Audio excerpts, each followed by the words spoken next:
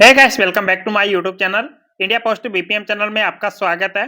दोस्तों, बात करते हैं कि जीडीएस के बारे में। एड पे कमीशन को लेकर एक अपडेट आई है, उसके बारे में हम बात करेंगे। जीडीएस की सैलरी कितनी बढ़ेगी करने वाले हैं, और अभी बात करने वाले हैं कि जीडीएस की सैलरी अभी कितनी बढ़ी है, उसके बारे में भी आप बात करेंगे। तो आप वीडियो पर बने रहिए। जी हाँ दोस्तों, हमारा जो फाइनल जो डीए है, क्या 60% हो गया है, क्या कन्फर्म हो गया है, इसके बारे में भी हम बात करेंगे। क्या अभी प्रेजेंट टाइम में जो 58% है, तो 58% ही है, इसके बारे में हम डिटेल से बात करने वाले हैं। क्या जनवरी 2026 में हमारी 2% डीए की बढ़ोतरी होगी? इसके बारे में भी हम डिटेल से बात करने वाले हैं, तो आप वीडियो पर बने रहिए। दोस्तों, और एड पे कमीशन में जैसे अगर लागू होगा तो हमारी सैलरी कितनी बढ़ेगी?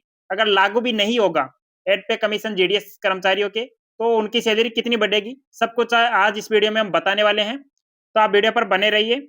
अगर आप चैनल पर नए हो तो चैनल को सब्सक्राइब कर दो, वीडियो को लाइक कर दो और ज़्यादा से ज़्यादा दोस्तों के पास शेयर करो। जी हाँ दोस्तों, जीडीएस के लिए खुशखबरी। दोस्तों, बात कर रहे थे जीडीएस कर्मचारियों के बारे में। उनके जो डी 2% डीए में बढ़ोतरी है हुई है, उस आधार पर आपकी सैलरी में कितना सैलरी बढ़ी है, उसके बारे में हम बात कर लेते हैं। जेडी जेडीएस और केंद्रीय कर्मचारियों के लिए डीए में 2% की बढ़ोतरी लगभग तय क्यों मानी जा रही है? आज हम इसे सरकारी जो गणित जैसे कि लगा के हम चेक करेंगे कि आपकी जो जीडीएस कर्मचारी हो तो आपकी सैलरी में कितनी बढ़ोतरी होगी 2% डीए में इंक्रीज होने के बाद में। समझेंगे बिना अपोहा और बिना अनुमान के। जैसे कि डीए तय कैसे होता है? जैसे असली सरकारी जो फ़ॉर्मूला है, उसके आधार पर हम समझने वाले हैं। महँगाई भत्ता तय कैसे होता है? तो एआईसीपीआई आईडब्ल्यू के जो 12 महीनों के औसत से होता है दोस्तों, हमारा जो डीए निकल कर आता है, वो 12 महीने का औसत का होता है। लेकिन यहाँ सबसे बड़ा ट्वीट ये है, सरकार दशमलव जो होती है दोस्तों, उसको पूरी तरह नज़रअंदाज कर देती है। यानी कि जैसे अगर आपका जो दशमलव में होता है, जैसे कि ये 60.12% है, तो इसको भी 60% ही मानेगी। ऐसा नहीं है कि 60.12% है, तो इसको 61% मान ले। अगर आपका जो औसत है दोस्तों 60.94% भी आ रहा है, तो इसको भी 60% ही मानेगी, ना कि इसको 61% मानेगी। क्योंकि दशमलव जो होते हैं हमारे, इन पर जो हमारी है दोस्तों सरकार है, नज़रअंदाज कर देती है इनको। बात कर रहे हैं फिलहाल हमारे जो 61% के भी काफ़ी यूट्यूब पर वीडियो आ रहे हैं कि आपका जो डीए है, लगभग 3% की बढ़ोतरी हुई है। 61% आपका डीए हो गया है। वो दोस्तों बिल्कुल फेक खबर है, तो आज इस वीडियो पर आप बने रहिए कि हमारा 61% 3% बढ़ोतरी हुई है या 2%, सब कुछ हम डिटेल से बताने वाले हैं। दोस्तों, 61% तभी मिलेगा जब औसत पूरी तरह से 61 को पार करे। जैसे कि हमारा जो औसत होता है दोस्तों, अभी प्रेजेंट टाइम में 60.94 आ रहा है, तो इसको 60 ही माना जाएगा। लेकिन औसत अगर हमारा जो 12 महीने का जो औसत अगर 60 को पार करता है, तो दोस्तों ये 61% हमारा डीए हो जाएगा। 3% जो डीए की बढ़ोतरी है, वो 61% गणितीय रूप से असंभव है। क्यों है असंभव? इसके बारे में हम डिटेल से बात करते हैं। जैसे नवंबर 2025 का एआईसीपीआई जो आईडब्ल्यू का आंकड़ा है, वो 148.2 है। दोस्तों, हमारे जो 2025 का जो आंकड़ा आया है, नवंबर-दिसंबर का, वो इतना है 9148.2। तो दोस्तों, इसमें आप देख सकते हो पिछले 11 महीनों का जो डेटा फिक्स है। अगर दिसंबर 2025 की इंडेक्स की बात करते हैं 148.2 पर ही रहता है, तो अंतिम जो डीए गणना आती है तो लगभग 59.94% होता है। जी हाँ दोस्तों, इसको हम कह सकते हैं 60%। और बात करते हैं कि और चूँकि जैसे कि सरकार दशमलव नहीं मानती है, यह 59% माना जाता है। लेकिन जो अभी का जो डीए है 58% डीए है, इसलिए अगला जो सीधा जंप होगा दोस्तों 60% का ही होगा, ना कि आपका 61% का। 61% कब संभव है? अगर आपका डीए 61% होगा तो कब संभव है?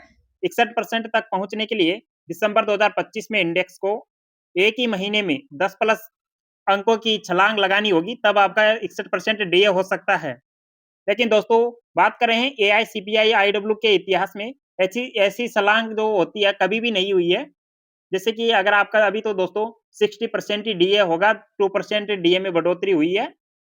नवंबर के आंकड़े सार्वजनिक हो चुके हैं। दिसंबर के जो मामूली गिरावट भी 60% को नहीं रोक सकती, और कोई वास्तविक उछाल जो 61% तक ले ही नहीं जा सकता दोस्तों। बात करें 60% ही रहेगा हमारा जो डीए है अभी प्रेजेंट टाइम में, इसलिए 2% डीए की वृद्धि लगभग पक्की है।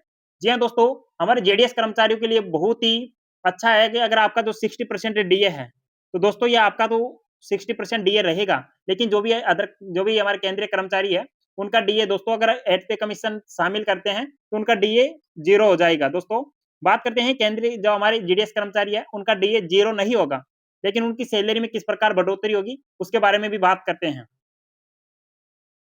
जो फाइनल एक्सपेक्टेड जो डीए है हमारा 60% हो गया है। वर्तमान में जो 58% था, तो दोस्तों जैसे ही हमारा जो नवंबर-दिसंबर है, उनके जो आंकड़े आ रहे हैं, वो 2% की बढ़ोतरी हुई है।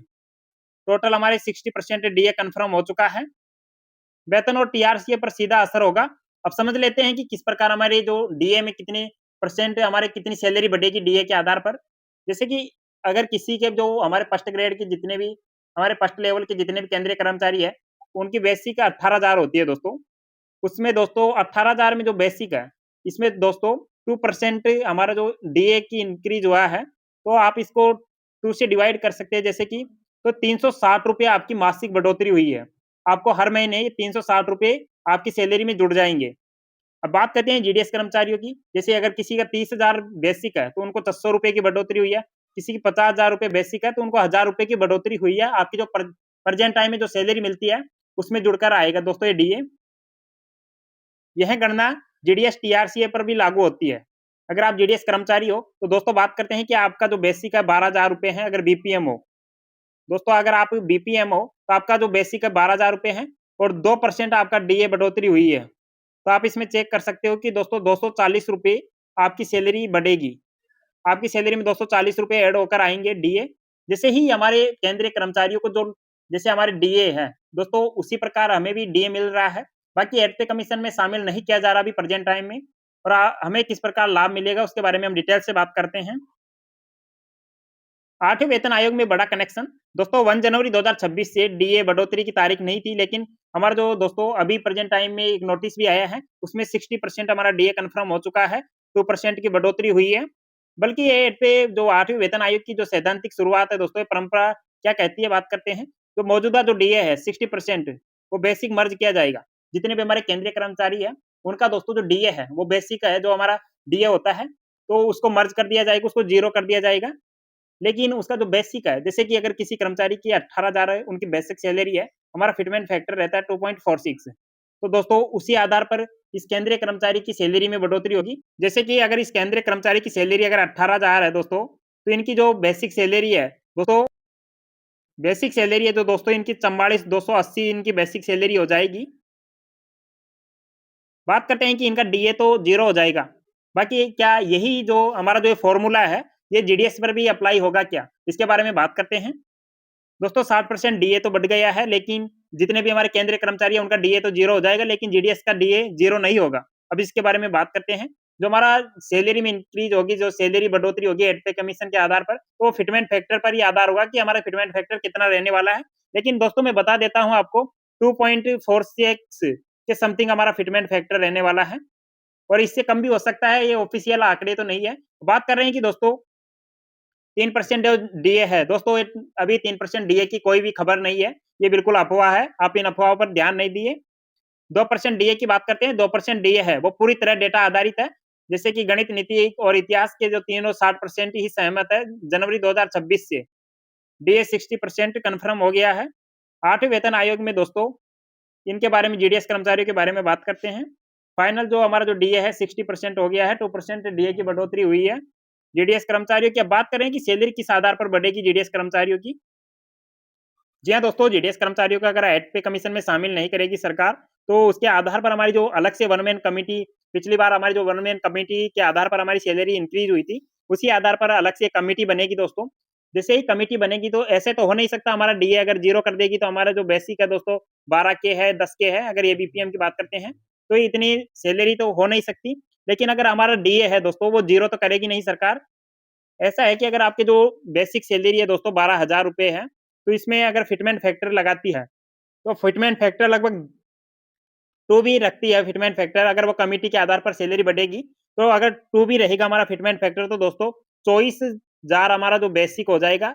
लगभग ये बीपीएम की बात करते हैं, ये तो बीपीएम का अगर बात करें तो बीपीएम की जो है 24,000 बेसिक हो जाएगी, लेकिन हमारी सैलरी है, दोस्तों लगभग ये 40 के से 45 के समथिंग जाने वाली है। अब बात करते हैं एबीपीएम की सैलरी भी आप लगा लो ना अंदाजा, जैसे कि बात कर रहे हैं कि जो ये बीपीएम है उनकी दोस्तों 20,000 के समथिंग बेसिक हो जाएगा। वैसे अभी 10,000 है तो।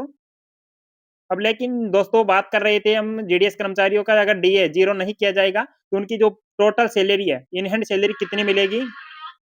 दोस्तों जीडीएस कर्मचारियों को इन हैंड सैलरी मिलने वाली है।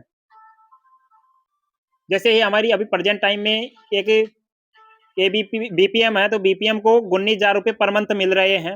और एबीपीएम की बात करते हैं तो एबीपीएम को लगभग 16,000 रुपए पर मंथ मान लो आप। मोटे-मोटे जो आंकड़े हैं इनको बता देते हैं। दोस्तों सैलरी में लगभग हमारी डबल हो सकती है, लेकिन इतनी नहीं। जैसे कि अगर आपको 19,000 मिल रहे हैं अभी प्रेजेंट टाइम में, तो आपको मिल सकते हैं दोस्तों लगभग 27 के तक आपकी सैलरी जा सकती है बीपीएम की। और एबीपीएम की बात करते हैं तो लगभग 24 के से 25 के तक आपकी सैलरी जा सकती है। इससे ज़्यादा उम्मीद नहीं है जीडीएस कर्मचारियों की। दोस्तों आप चैनल पर नए हो तो चैनल को सब्सक्राइब कर देना, वीडियो को लाइक कर देना और ज़्यादा से ज़्यादा दोस्तों के पास शेयर करना। दोस्तों मिलते हैं अगले वीडियो में। थैंक यू दोस्तों। अगर आप सभी जीडीएस कर्मचारी, ये तब है दोस्तों, सभी जीडीएस कर्मचारी अब एक्टिव हो जाओ। जितने भी हमारे सोशल मीडिया के प्लेटफॉर्म है सभी पर आप पोस्ट करते रहो जीडीएस कर्मचारियों को लेकर, और एक पॉजिटिव कमेंट करना है जीडीएस कर्मचारियों के लिए, ताकि जीडीएस कर्मचारियों की आवाज हमारे जो सरकार तक पहुंचे और जीडीएस कर्मचारियों को भी हक मिलना शुरू हो जाए। अगर आप सभी जीडीएस कर्मचारी एक्टिव नहीं होंगे तो ये किसी भी प्रकार की सैलरी में बढ़ोतरी नहीं होगी। जैसे ही पिछले वर्षों से होता आ रहा है, वही 2-3 हजार रुपए आपकी सैलरी बढ़ेगी। बाकी अगर आप सभी जीडीएस कर्मचारी एक्टिव होकर सभी जगह पोस्ट डालेंगे और सरकार तक अपनी आवाज रखेंगे, तो आपको 100% दोस्तों आपकी सैलरी लगभग 30 के पार हो जाएगी। बेसिक सैलरी आपकी अच्छी सैलरी हो जाएगी। तो दोस्तों आपको अच्छी सैलरी मिलना शुरू हो जाएगा और सभी जो भी हमारे केंद्रीय कर्मचारियों को लाभ मिलता है वो लाभ मिलना शुरू हो जाएगा। तो आप सभी जीडीएस कर्मचारी एक पॉजिटिव कमेंट करना है एड पे कमीशन को लेकर, और आपके हिसाब से कितनी सैलरी बढ़े वो सब कुछ आप कमेंट कर देना है।